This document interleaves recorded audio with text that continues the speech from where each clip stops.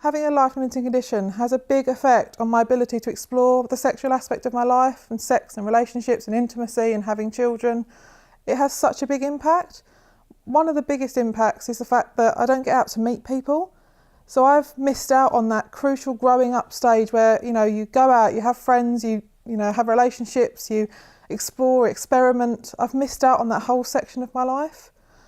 But also, it's not just that, but having relationships with other people, not just sexual relationships, but friendships. I missed out on so much of that. I lost so many friends when I first became poorly, and that's been really difficult. And obviously, having a genetic condition, having children would always be a concern, and I'm quite fortunate in a way that I never actually wanted children even before getting poorly. But that still doesn't stop you from thinking, I've got an older sister who is one day going to have children, and if this condition is genetic, are her children going to have it?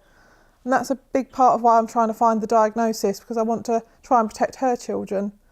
But for me, I just want to love and be loved, to have a relationship with someone else, to share my life, to share myself with someone, to be, wanted and attractive and seen as beautiful. And for me, for a long time I didn't see myself as a sexual being. It took a professional coming into our lives and actually asking me about it for me to consider that actually there was this part of my life that I hadn't explored.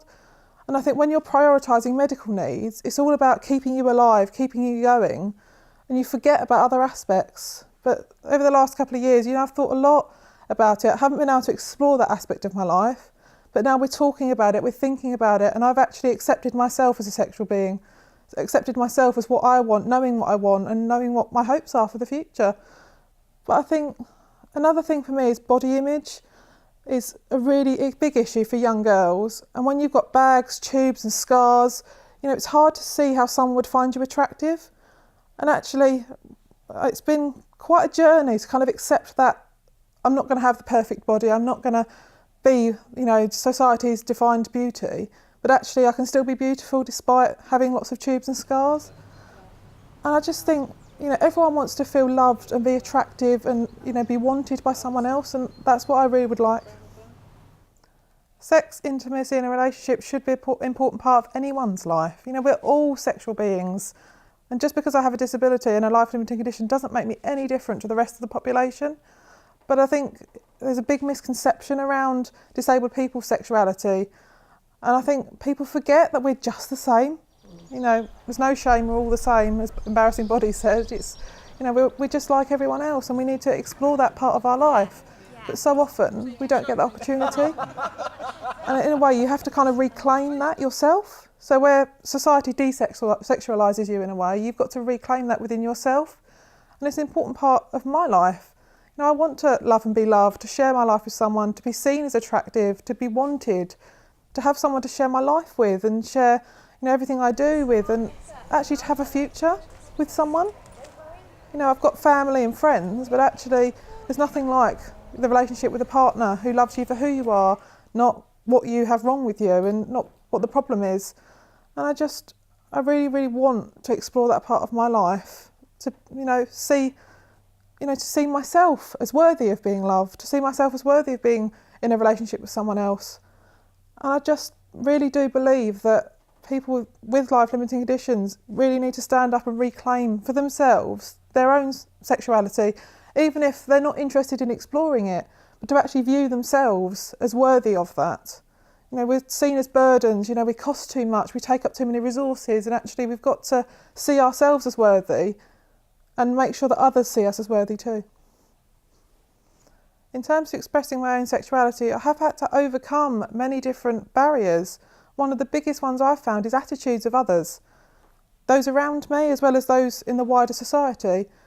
I have 24/7 care, so I've always got someone around me, popping in, doing procedures, looking after me.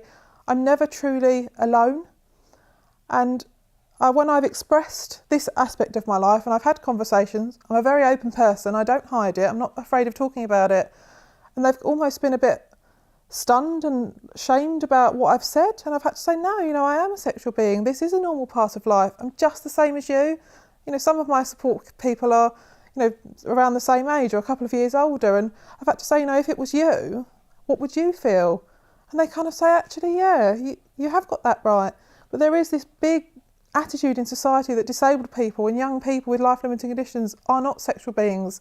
And I've had to kind of fight that barrier and fight that attitude, because there is some prejudice around sexuality. We don't talk about it, it is a taboo.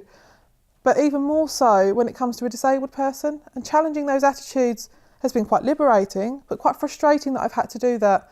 You know, why can't those around me see me for who I am, a young person that wants to live her life to the full? And sexuality is a part of that. An important part of exploring sexuality, sex and relationships and intimacy for me is the fact that I have 24/7 care. So there's always someone in the next room popping in, doing procedures. If I wanted to spend time alone with my boyfriend, where my staff would stand, would they be allowed to leave us alone for a little while? And if I wanted to be held and hugged, how would we work out all my bags so they could lay in bed next to me? I'd need a lot of support, and that's a big barrier, is where my professionals would stand, what their personal views are, whether they would be able to support me. Because at the end of the day, their job is to support me to live my life, and it is my right to explore sexuality and relationships. But also, they've got their own professional codes of conduct to follow, and it would be working out with my team who was happy, what we could do, how we could work it. Because I do want to explore that aspect of my life, and I do have very complex needs that mean I do have a lot of intensive support. And I really find that quite hard, that would I be prevented from exploring that through the care staff or the agency? And obviously at some point I will have a personal budget which I employ my own staff. Therefore I would be the employer, and I'm very keen to have something in my own contract for my staff that kind of sets out their position on me exploring that aspect of my life, because I think that's important. And if we all know where we stand, we can work together. For the last couple of years I've had a care package provided by an agency and controlled by an agency, and it feels like my life's not my own because it's dictated to me by someone else. In the same way as reclaiming my own sexuality, I'm going to be able to reclaim my life and employ my own staff, and I hope that will enable me to explore my sexuality and explore relationships and not have the same issues where you've got a third party dictating what you can and can't do. I have a lot of friends, other young disabled people, similar ages to me, who are all fighting to reclaim and explore our own sexuality and relationships and intimacy, and that includes a lot of friends who identify as LGBTQ, and they've faced even more barriers than someone like myself who identifies as straight, as heterosexual, because they've got the barriers and the prejudices around sexual identity and gender identity, as well as the issues of being a disabled person. And I find for them, they're fighting two battles, more prejudice than anyone else, and they just want to live their lives as they choose, with who they love, and be who they are, and I think that's really important. But I think a lot of them have really struggled to get those around them to accept their sexuality. You know, one of my friends said, people accept me for being gay, but they don't accept me for being disabled. And another friend was told, who is disabled and came out as gay recently, aren't you making it more difficult for yourself by choosing to be gay? And I thought that was a really poignant point, because she didn't choose this is who she is. And that's someone close to her saying to her that you're making your life more difficult by choosing something that you don't choose. It's who you are. You know, young people today, we just want to live our lives to the full, be who we are, love who we love, explore that part of our life. And we as young disabled people are no different. But there are so many barriers, even for me as a heterosexual disabled young person, but especially when they identify as LGBTQ.